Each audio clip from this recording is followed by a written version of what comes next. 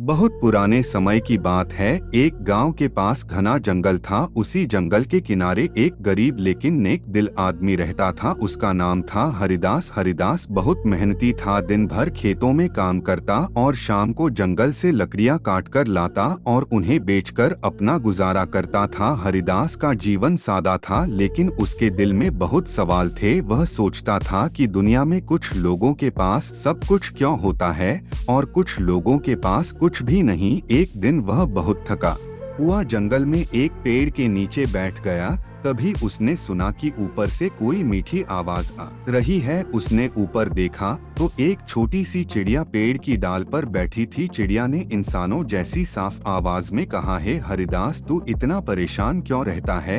हरिदास घबरा गया और बोला, हे भगवान, चिड़िया बोल रही है। चिड़िया हंसी और बोली, डर मत, मैं कोई साधारण चिड़िया नहीं हूँ। मैं उन आत्माओं की सीख लेकर घूमती हूँ जो सत्य और कर्म का रास्ता दिखाती हैं। तू रोज सोचता है कि जीवन में दुख क्यों है। आज मैं तुझे एक कहानी सुनाती हूँ जिसे सुनकर तुझे अपने सवालों का जवाब मिल जाएगा।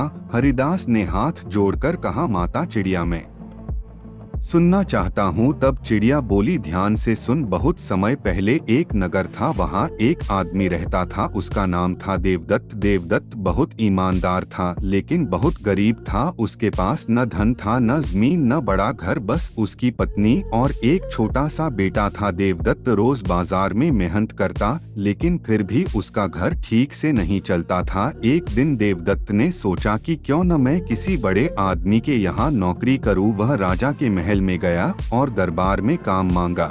राजा ने उसे गोदाम की देखरेख का काम दे दिया। देवदत्त बहुत खुश हुआ लेकिन वहाँ पहले से काम कर रहे लोग बहुत चालाक थे। वे चोरी करते और ऊपर से देवदत्त पर इल्जाम डालते। एक दिन गोदाम से बहुत अनाज गायब हुआ और सबने मिलकर राजा से कह दिया कि देवदत्त चोर है। राजा को गुस्सा आ गया। उसने बिना जांच के देवदत्त को जेल में डाल दिया। देवदत्त बेगुनाह था लेकिन कोई उसकी बात नहीं सुन रहा था। उसकी पत्नी रोती रही, बेटा भूखा रहा। देवदत्त जेल में बैठकर भगवान से प्रार्थना करता रहा। तभी एक रात जेल की खिड़की पर एक चिड़िया आकर बैठी।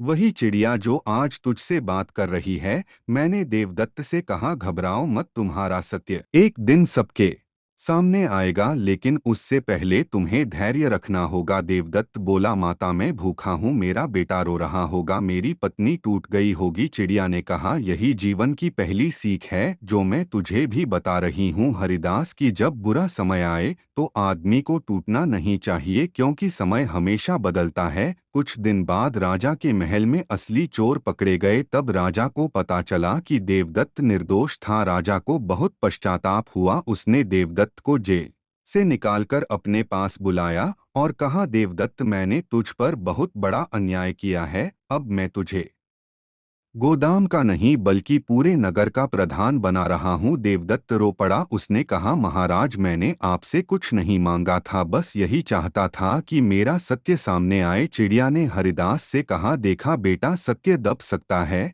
लेकिन मिटता नहीं। अब दूसरी सीख सुन। देवदत्त प्रधान बन गया लेकिन उसके दिल में घमंड नहीं आया। वह वही सादा जीवन जीता रहा लेकिन अब उसके पास धन भी आ गया। लोग उसकी इज्जत करने लगे। एक दिन कुछ लोग उसके पास आए और बोले, अगर तू हमारे साथ मिल जाए तो हम बहुत पैसा कमा सकते हैं, लेकिन थोड़ा गलत काम करना पड़ेगा। देवदत्त ने साफ मना कर दिया। उसने कहा, मैं गरीबी में भी ईमानदार था और अमीरी में भी ईमानदार रहूंगा। चिड़िया ने हरिदास से कहा, यही दूसरी सीख है कि आदमी को हालात के बदलने पर अपने उसूल नहीं बदलने चाहिए। अब तीसरी सीख सुन। एक दिन देवदत्त के पुराने दुश्मन फिर से सक्रिय हुए। उन्होंने राजा के कान भरने शुरू किए लेकिन इस बार राजा ने बिना सुने कुछ नहीं किया। उसने पहले जांच करवाई और सच सामने आ गया। देवदत्त फिर बच गया। चिड़िया ने हरिदास से कहा, अब समझ गया न बेटा कि जो आदमी धैर्य रखता है,